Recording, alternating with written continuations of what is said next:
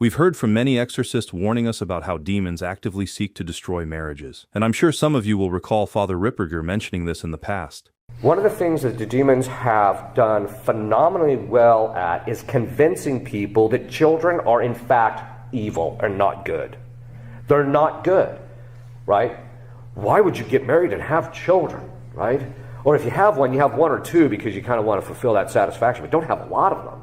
You'll go into the grocery store, for example, because I've heard this example over and over again, and the people will see, how many kids do you have? Oh, we have 7. 7? Can't you control yourself? It's a good thing I'm not standing there. I would just say, are you and your wife on contraception? Yes. Well, you're on contraception, so you don't have to control yourself. That's the whole point, isn't it?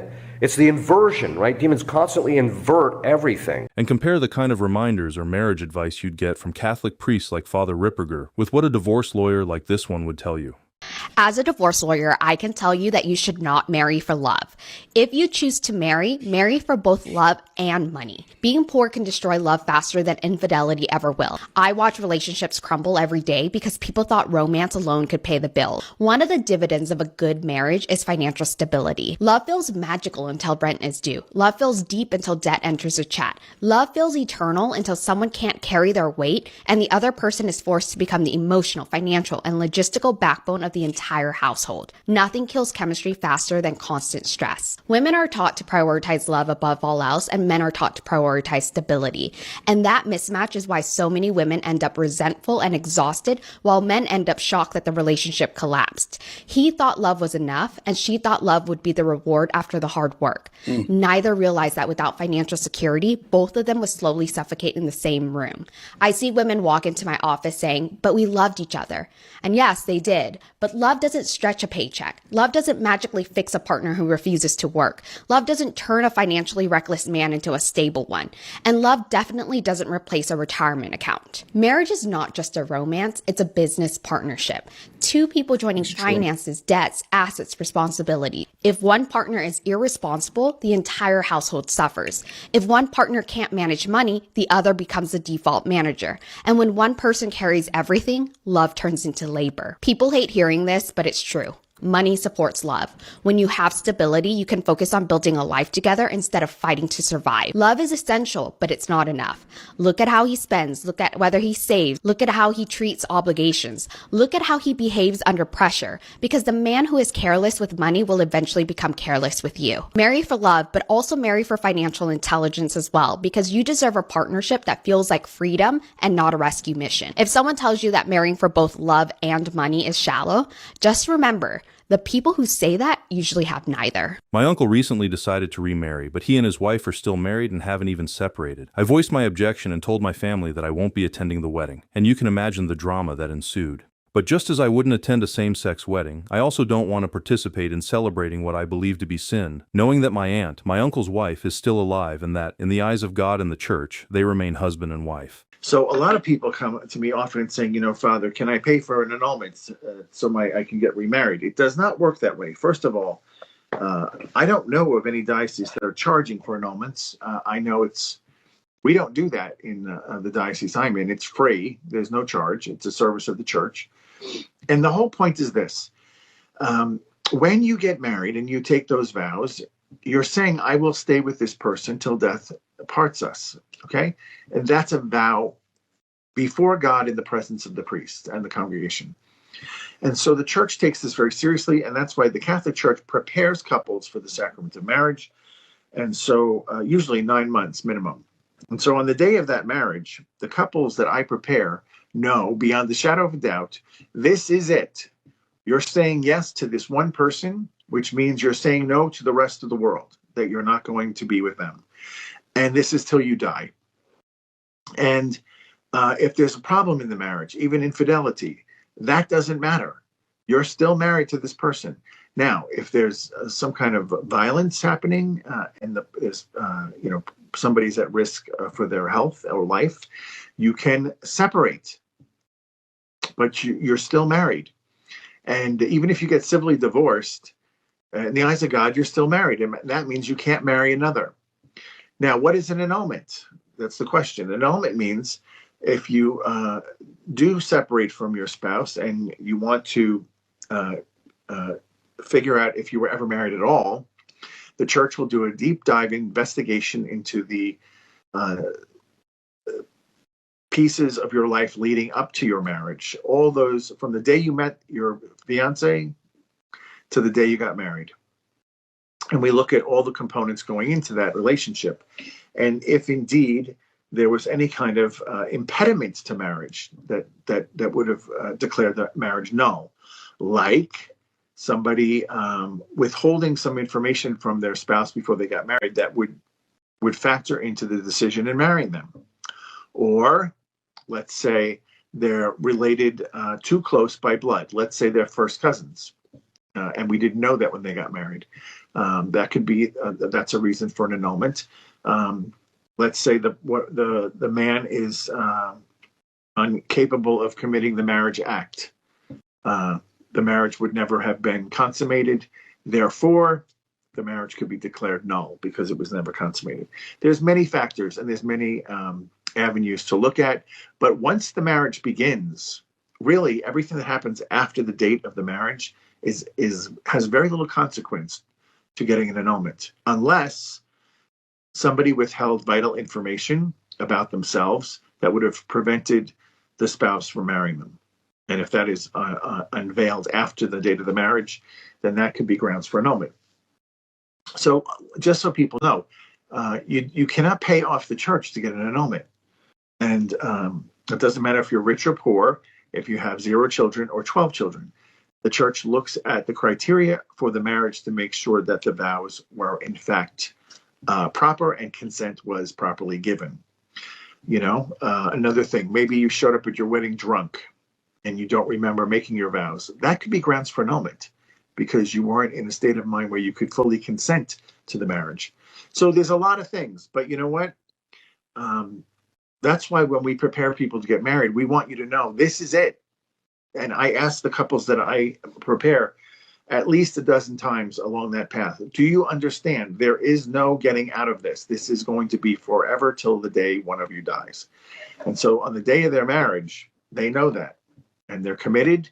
And if there's any doubt at all, I say postpone. Okay? Because it's such a serious sacrament. It really is a serious sacrament because this would be the only avenue that you're morally bringing forth new life into the world with the collaboration with God himself. So it's a very, very, very important sacrament. There are all sorts of temptations and attacks on marriages these days, so I hope videos like this and the guidance these priests offer will be helpful in some way to everyone watching. Here's another example I'd like to share with you. I don't have a problem with seeing married or engaged clients or clients that are in relationships. I have clients that are in relationships come and see me pretty much every day that I work. At the end of the day, they're paying me, and a part of my service is discretion, and I am going to keep that a secret. No one's ever going to know that I saw them. I'm never going to go and search and find out who their partner is. It's none of my business. They pay me, we do the service, my bills get paid, my mortgage gets paid, we move on with our life. Do I feel guilty about it? No, I don't. So I'm not going to let myself feel guilty. It's not worth my energy to sit here and feel bad about it. And just before we get to the end of this video, let me just share this clip of Father Iannuzzi with you. Listen to this. Blessed Anne Catherine Emmerich. In her writing, she teaches, she was taken to heaven, she was taken to Eden, she was taken all over the place. And she saw that in heaven, the bonds that are forged on earth continue in the next life. And the angels and the saints will recognize those people as being bonded on earth. So even though there's no marriage in heaven, like Jesus says, the bond that was made on earth continues throughout eternity between those individuals, even between you and your guardian angel, between husband and wife, between parent and daughter, son, etc. Please allow me to share one more story or example with you, and it's not related to the earlier topic, but it's still something that a lot of people have experienced. Listen to her story for a moment. A friend of mine invited me over to her house for dinner. It was me, my fiance, her, and her husband. Now, I'm very sensitive, so normally when I walk into a person's home, I check around to see if I feel anything, and when I walked into her home felt perfectly fine. The night went like you would expect. Right before we were getting ready to leave, she kept insisting for me to go into her bedroom. She said that her husband had bought her a picture that she really wanted me to see. For whatever reason, I didn't want to go into her room, but she was so insistent that I agreed.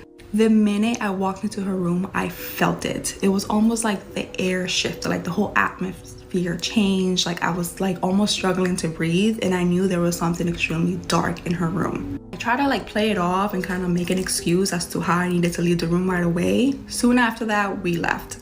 I kept going back and forth on if I wanted to bring it to her attention, but a lot of times you don't know how a person's going to react, and they may think that like I'm like crazy. Finally, I decided to just give her a call. After I explained to her what I felt, the first words out of her mouth were, "So you mean he's still here?" And I'm like, who's still here? She then begins to tell me the story. She told me that months ago, one night she was laying in bed sleeping when about 3 a.m. she heard her husband coming into the bedroom. Now mind you, her husband works night shift, so she was a bit surprised that he was home so early. Her husband then proceeded to go underneath the blankets, and you can imagine. When she went to remove the blankets off of her, there was no one there. This went on for some time. For whatever reason, she started to get really attached to this thing. She would dream about him, and she started to like fall for him.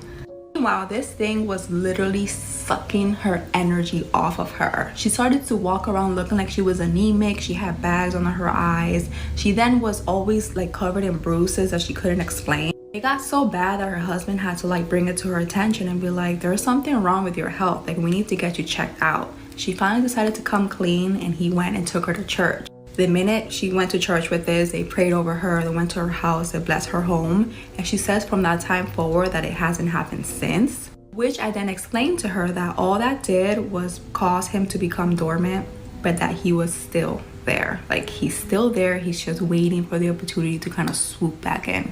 I urged her to get help, and she never did. Last time we spoke, she had completely like just lost it. And listening to her story reminds me of a phone call Father Reehil received one time during his Battle Ready show on Radio Maria, but I'll share it with you after this clip of Father Winston. Now, succubus, incubus attacks is an attack on a person. So a woman that is attacked in her dreams is called an incubus. And a man that is attacked in his dreams is called a succubus. Why in his dreams? Because he's not aware.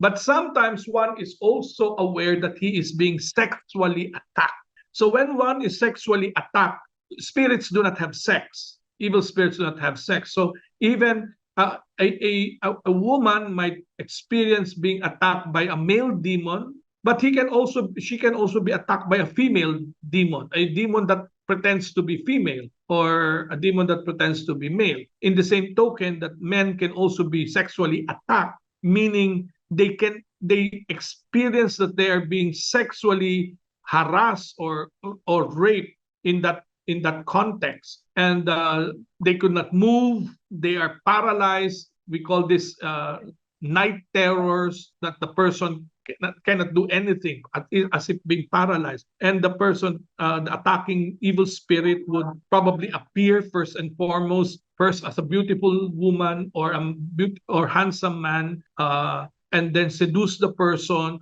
And the person would eventually give in to the seduction and then start to, do things, sexual acts. But then once the person they're already doing it, the demon manifests itself as a demon or as a monster. So those are succubus attacks and incubus attacks. Now, when you ask, why does that occur? How does that occur? If the house that the person lives in is infested by evil spirit, or that in the house where that occurred, the house has been used for evil purposes like orgies, sexual deviation, drug abuse, for example, or even for infidelities, perversities, then the house has been contaminated by a lustful spirit, which may affect a person that is sensitive or vulnerable if the person sleeps there. Okay, so that does happen. And when you ask why some persons are affected, in our experience, oftentimes, if this occurs on a regular basis on a person, it is possible that the person had been sexually molested in the past by a human being. So the vulnerability is now there because of the emotional trauma. So this is what we often see in cases of frequent succubus or incubus attacks. And this can happen to anyone. It can happen to regular persons. It can happen to religious men. It can happen to religious women. So it's because it is rooted in the traumatic experience. So if a person had traumatic experience that is connected sexually, then it is possible that the incubus and succubus attacks are connected with that. So, here's the clip of Father Reehil I was referring to earlier, and you can listen to more of these on Battle Ready Radio Maria, and if you can please do support them. They're doing a lot of good work spreading Catholic teachings with a lot of people out there. I have an aunt that's in her 70s that's having some problems with something getting in the bed with her every night. She's really worn down and tired because she's not sleeping. I got our parish priest, which is a very busy priest. He works with the bishop, to come at the house and do an exorcism blessing and all of that. And he blessed the house, but I'm not sure that he blessed her. He didn't bless her bed or anything like that. And it stopped for about 2 weeks and it started again. And I can't understand why did it start back again. And she's embarrassed to call him again because she don't want him to think that he didn't do a good job or something. So, well, I mean, it's been quite some time. If she wants to be free of it, she has to call him back. That's not uncommon. Sometimes it takes more than one session. It sounds like it's an incubus spirit, which does that. Yeah, and because it puts his arms around it and all of that. Yeah, well, she has to reject it, and she also tell her to take a rosary into the bed with her at night. Well, she has a rosary, she has a Bible, because it's been going on for at least 3 years. And the reason for that long is because she thought it was her deceased husband that was coming to her. And so she didn't talk about it. So did she give it permission? If she thought it was her husband, she may have given it permission to come into bed with her. Well, the thing is that we have she is homebound, okay? And we have a priest that comes and do communion and confession and all that at home. And she talked to him about it, and he said it was not her husband. He said, so... No, of course it's not her husband. I'm not saying that. What I'm saying is if she thought it was her husband, she may have invited it in, and that gives it the authority to be there. That's called like acceptance, I guess, yeah. So she has to confess that as a sin, and then she has to tell it, you're no longer allowed to come into this house or this bedroom, and then have the bedroom exorcised and blessed by the priest. Okay. Because, she said prayers every night. I bless the house. The priest but I'm telling you, there's an order. He blessed the salt. Excuse me? I'm giving you the order in which things have to happen. Okay. She has to go to confession for that particular sin of inviting the demon into the bed. Then she has to renounce it and tell the demon, you're never welcome here again. Then the house has to be exorcised and then blessed. Okay. And it'll be gone. Where the house was exorcised and blessed, but not her. Yes.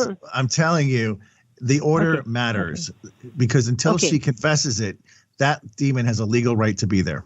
Well, I guess that is all for the video this time. Again, thanks so much for your time spent here with us, and hopefully all of you have learned a lot from this one. Much love to all of you, and may God bless you.